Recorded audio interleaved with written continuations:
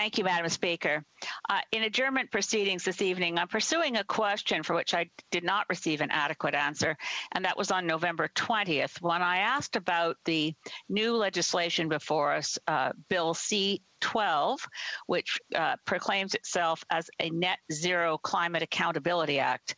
It fails on almost every point, Madam Speaker, and the Green Caucus is struggling with how to handle something we had wanted so very much, to be able to support climate accountability. We struggle with whether we can even vote for this legislation at second reading to send it to committee. Here's what it must do as the bottom line requirement to be called accountability on net zero for climate action. We have to get the science right, we have to get the process right, and we have to get accountability right. And right now, that's 3 strikes. This legislation is out.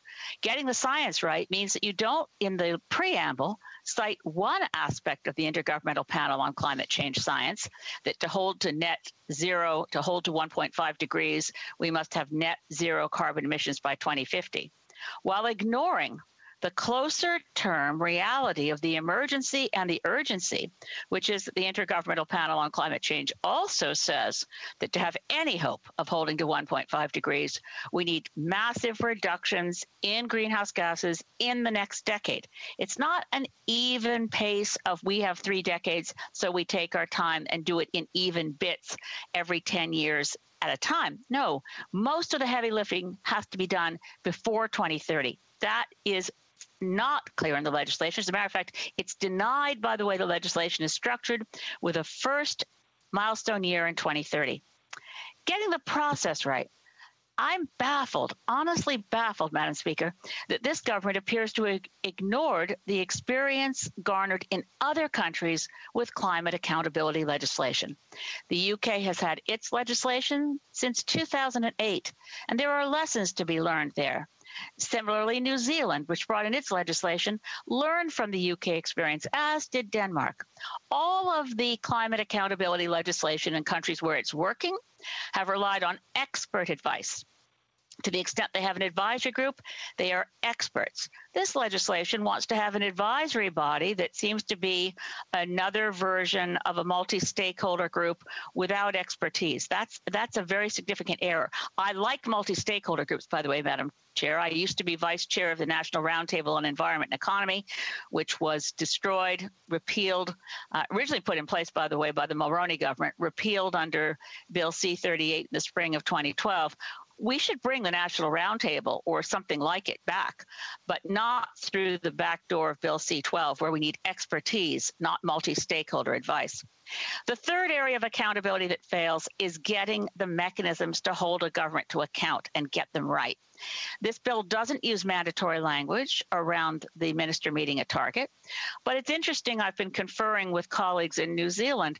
They're looking at saying if you miss the target, that means you're going to have to make up what you missed by buying credits and paying for them. So their finance department is getting ready to book the costs of missing the target. So there's a financial penalty, and a government will be keeping its eye on the ball to avoid that. The bottom line here is that the Paris Agreement now has the support of the United States. President-elect Biden has appointed a high-level special envoy in John Kerry. Canada should be jumping up right now to be bold and ambitious. This bill is not what we need, and I hope we can see changes before it comes back at third stage and report stage. Honourable Parliamentary Secretary to the Minister of Natural Resources. Merci, Madame la Présidente. The immediate priority of the government is to support Canadians through the pandemic. However, we are also planning strategically for how to promote economic prosperity while also addressing the global crisis of climate change. Canadians are experiencing the impacts of climate change, and the government understands the urgent need to take action and ensure that sustainability is built into all aspects of our economy. This is critical for Canadians today and for future generations. We are making progress through Canada's current climate plan, the Pan-Canadian Framework. This plan is projected to achieve a historic level of emissions reductions, but we know we need to do more. That is why this government has committed to exceeding its 2030 greenhouse gas target and putting the country on a path to prosper in a net zero emissions economy by 2050. We have also committed to bringing forward a new NDC emission reduction target for 2030 prior to COP26 in November of 2021. To reach these targets, we are strengthening existing measures to reduce greenhouse gas emissions and introduce new ones.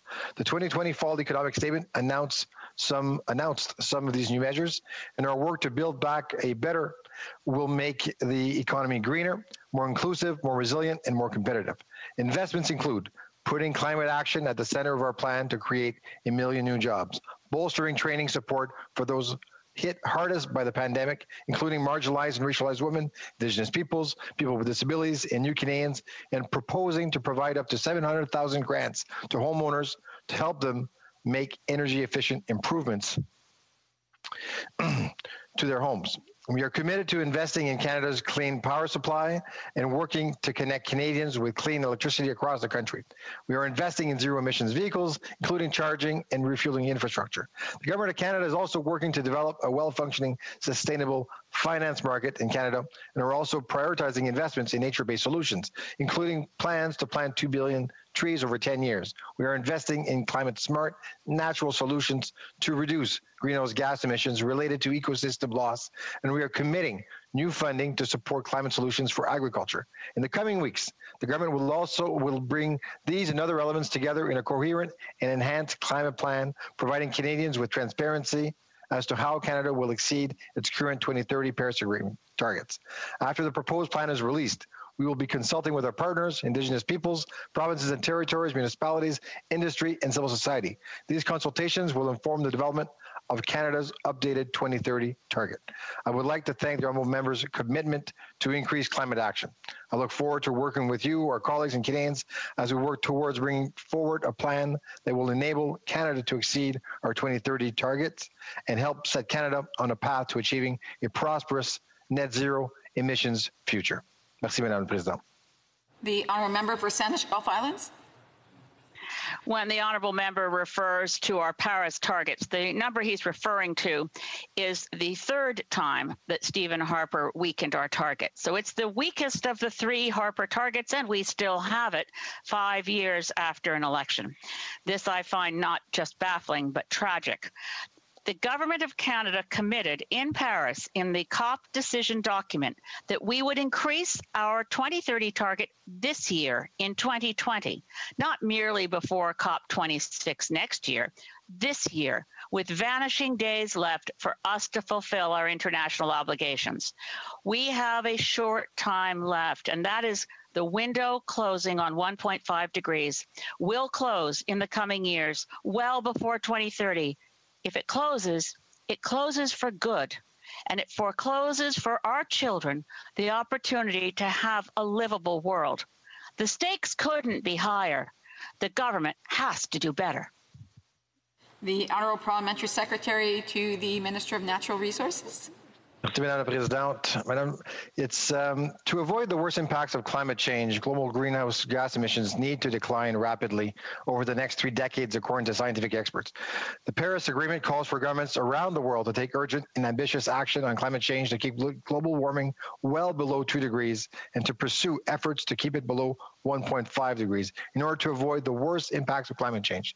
The Intergovernmental Panel on Climate Change published a special report on global warming of 1.5 degrees in 2018. That report concluded that global emissions need to reach net zero around mid-century for there to be a reasonable chance of meeting the goal of limiting warming to 1.5 degrees. On November 19th, 2020, the minister tabled the Canadian Net Zero Emissions Accountability Act, which, if passed, would legally bind the government to a process to achieve net zero by 2050. It would make our 2030 target legally binding and set 5-year emission reduction targets to 2050 to improve accountability and transparency. We look forward to working with all the parties to pass this important legislation and strengthen our 2030 targets. Merci, Madame la Présidente. Thank you.